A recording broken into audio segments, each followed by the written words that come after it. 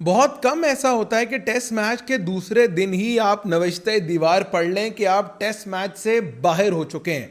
195 runs की lead ले ली है इंग्लैंड ने at the end of day 2। और क्या पथेटिक बॉलिंग परफॉर्मेंस थी पाकिस्तान की जानिब से। यानी अगर आपके पास पेस नहीं है, आप 120, 125, 128 केपीएच से बॉलिंग कर रहे हैं, तो कम से कम बेहतर लाइन पर, बेहतर एरियाज पर आप बॉल गिराएं। यानी पूरा दिन डे नंबर 2 में बॉलर्स के लिए असिस्टेंस थी, लेकिन पाकिस्तान के बॉलर्स ने इतनी मीडियोकर बॉलिंग की। 125-28 से अगर आप बैक ऑफ अ लेंथ या short of the length ball कर रहे हैं, और वो बैटर्स जो आपके अगेंस्ट 80-85 की टेस्ट मैच में बैटिंग एवरेज रखते हैं, तो भाई फिर आपके साथ वही होना था जो इस टेस्ट मैच के दूसरे दिन हुआ है। इंग्लैंड ने तकरीबन 200 रन की लीड लगा ली है और आप वर्चुअली इस मैच से बाहर हो चुके हैं। अनटिल एंड अनलेस कोई बहुत बड़ी बैटिंग हीरोइक्स पाकिस्तान की तरफ से सामने आए, कोई अब्दुल्ला शफीक फिर 160 करें, कोई शान मसूद सेंचुरी करें, कोई इमामुल हक 100-150 करें कि आप मैच में कम बैक कर सकें। ये सारी वो चीज़ें हैं जो मुश्किल नहीं नामुमकिन लग रही हैं, क्योंकि ये वो सरफेस है जहां पर आपको दूसरे दिन असिस्टेंस मिली है फास्ट बॉलर्स के लिए, लेकिन आपकी टीम उससे फ़ायदा नहीं उठा पाई। तो आपको क्या लगता है कि जोशुआ टंग या ओली रॉबिन्सन या जोफ्रा आर्चर आपको छोड़ देंगे जब आप दूसरी इनिंग में बैटिंग करने आएंगे? तो पाकिस्तान के लिए एक और बहुत ही डॉन्टिंग डे रहा आज लीड्स में, जहां दिन का आगाज इंग्लैंड ने किया। They were in the deficit of around 60-70 runs, और सब यही उम्मीद कर रहे थे कि पाकिस्तान के बॉलर्स पहले सेशन में जितनी असिस्टेंस होगी, जो थोड़ा बहुत मॉइस्चर होगा, कम बैक करने की कोशिश करेंगे। खुरम शहजाद, मोहम्मद अली, मोहम्मद अब्बास अच्छे एरियाज पे बॉल करके आपको कम बैक करवाएंगे, लेकिन वो शायद ख्वाब ही रहेगा हमारा कि ये 120-25 केपीएच वाले बॉलर से आप इंग्लैंड जैसी टीम के अगेंस्ट उनके होम ग्राउंड पर सपोर्टिंग विकेट्स पर आप मैच जीतेंगे। ये एक ऐसा ख्वाब है जो शायद कभी भी पूरा नहीं हो पाए। और फिर वही जो रूट ने अपने टिपिकल अंदाज में बारी की, उन्होंने 60-65 किया। जॉर्डन कॉक्स जो अभी अपने टेस्ट करियर के इब्तदाई दिनों में, उन्होंने आपको 75 के स्ट्राइक रेट से 100 बॉल्स पे 74 करके दिया, और रही सही कसर आपकी फील्डिंग ने पूरी कर दी। यानी ये बात तो ना हमेशा से तय कि अगर आपको फास्ट बॉलर्स कुछ नहीं कर पा रहे, कोई एक आध वो अपॉर्चुनिटी क्रिएट करें, तो फील्डर ने वो कैच गिराना ही गिराना है।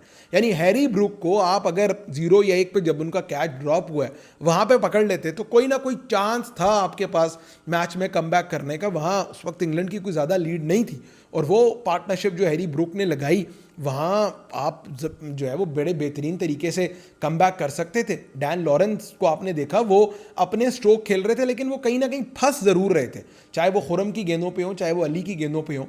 तो आप अगर हैरी ब्रूक को वहाँ फंसा लेते तो मैच में बहुत हद तक पाकिस्तान की टीम कम बैक कर सकती थी। लेकिन आज एक मरतबा फिर पाकिस्तान की जानिब से, सवाए मोहम्मद अब्बास के, अब मोहम्मद अब्बास और बाकी बॉलर्स में फ़र्क क्या है ये जानना बहुत ज़रूरी है, क्योंकि फिर पाकिस्तान क्रिकेट फैंस कहते हैं कि यार अब्बास भी उसी पेस से गेंदें करता है और बाकी बॉलर्स भी उसी पेस से करते हैं, तो फ़र्क क्या है?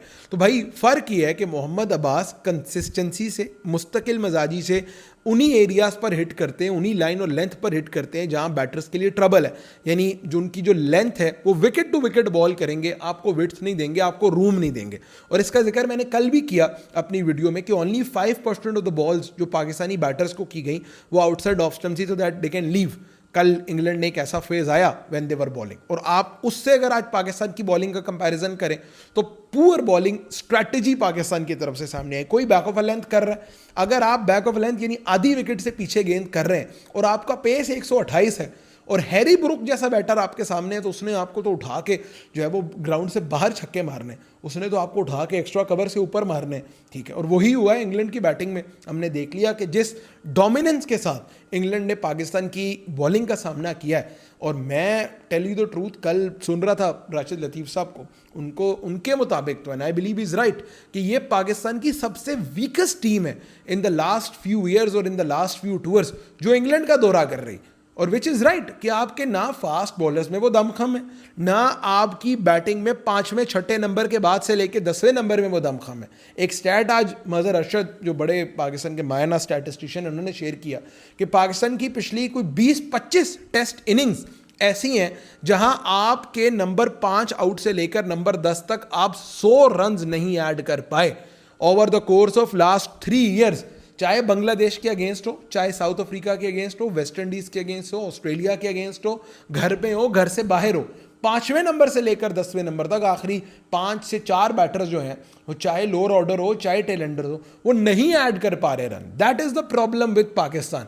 एक तो आपके पास एक्सप्रेस पेस वाला बॉलर नहीं है, और दूसरा आपका मसला ये है कि आपका lower middle order alongside your tail आपके लिए रन ऐड नहीं कर रहे। तो story of the day Pakistan cricket fans के लिए यही है कि बड़ा डिसअपॉइंटिंग डे रहा पहला सेशन, 1.5 सेशन बारिश के बायस नहीं हो पाया, और जो सेशन हुआ वहां इंग्लैंड ने थॉरली डोमिनेटिंग क्रिकेट खेली। अब कल पाकिस्तान को चाहिए कि सुबह के जो पहला सेशन है वहां इंग्लैंड की एक तो 195 की लीड को कोशिश करें कि जल्द रैप अप करें 210 215 तक, क्योंकि अभी जेमी स्मिथ खड़े हैं, और Jamie Smith we all know, मेरा ख्याल है मुल्तान में मुल्तान में उन्होंने 100 कर रखा है ऑलरेडी, जिसमें हैरी ब्रुक ने 300 किया था, तो जेमी स्मिथ भी लंबी बारी कर सकते हैं। तो इस जो बाकी मांदा प्लेयर्स हैं इनको आउट करना होगा, and then Pakistani batters have to make sure कि 2 प्लेयर्स कोई लंबी बारी लगाएं ताकि आप इस टेस्ट मैच में कम बैक कर सकें। वरना मेरे नज़दीक तो बहुत मुश्किल लग रहा है भाई कि जो अब हालात हो गए हैं इंग्लैंड की कंडीशंस में, आप इतने बड़े खसारे में जाने के बाद, 200 रन के खसारे में जाने के बाद आप मुश्किल ही होता है कम बैक कर सके। और ख़ास तौर पे ये वो कंडीशंस है, आइंदा आने वाली भी 1-2 दिन में ये वही हिसाब रहेगा कि दिन के थोड़े हिस्से में आपको बादल मिलेंगे, थोड़े हिस्से में आपको धूप मिलेगी, और ज़्यादातर हिस्सा जो है ना आपका वही क्लाउडी और ग्लूमी कंडीशंस रहेंगी। उन क्लाउडी और ग्लूमी कंडीशन में बैटिंग करना इतना आसान नहीं होता। आपने देख लिया इंग्लैंड 5-6 आउट से all of a sudden 8 out हो गया, जैसे ही थोड़ा सा क्लाउड आया, थोड़ा सा पाकिस्तान की तरफ से बेहतर बॉलिंग हुई। तो कल पाकिस्तानी बैटर्स पर बहुत बड़ा ओनस होगा। फ्राइडे है, क्राउड भी बड़ा आएगा, पाकिस्तानी फैंस लीड्स में बड़ी तादाद में अपनी टीम को सपोर्ट करने आएंगे। तो मैं देखना चाहूँगा कि यार कुछ हद तक फाइटिंग स्पिरिट, कुछ हद तक पाकिस्तान की तरफ से कम बैक, मैच हार जाएं कोई मसला नहीं है, लेकिन फाइटिंग स्पिरिट, कोई ग्रिट, कोई डिटर्मिनेशन, कोई इंग्लैंड से 170-180 ओवर आप करवाएं, क्रीज पे सरवाइव करें, थोड़ा खड़ा होकर खेलें, थोड़ा अपनी मौजूदगी का एहसास दिलाएं कि you are here to stay, you are here to fight, you are here to win. वो चीज़, वो स्पिरिट पाकिस्तान के अंदर से मिसिंग दिखाई दे रहा है। आमिर जमाल को जब इस टीम में शामिल किया गया था तो आई वॉज प्रीटी होपफुल कि वो fighting spirit Aamir Jamal show कर सकते हैं, बट मुझे उन्होंने जो एक टेस्ट मैच खेला उसमें भी वो बहुत डल और ऑफ कलर दिखाई दिए। बट अब पाकिस्तान के लिए इस सिचुएशन से there is nothing to lose. 200 run आपने ऑलरेडी जो है वो लगवा दिए हैं, तो अब 200 करना है, उसके ऊपर आपको इंग्लैंड को जो है वो टारगेट देने की तरफ जाना है। डॉन्टिंग टास्क है, मुश्किल ज़रूर है, बट इम्पॉसिबल नहीं है सलमान अली आगा की इस लाइनअप के लिए। और आगा हो, मोहम्मद रिजवान हो, या फिर पाकिस्तान की तरफ से इमाम है, शान है, इन सब पर रन्स ड्यू हैं। सिर्फ एक अब्दुल्ला शफीक है जो रन करके आ रहे हैं, इन सब प्लेयर्स पर रन्स और बड़े रन्स ड्यू हैं कल की पाकिस्तान की तरफ से दूसरी इनिंग में। लेट्स सी पाकिस्तान कितनी रेजिस्टेंस और कितना फाइट बैक पुट कर सकता है इंग्लैंड के against in the second innings.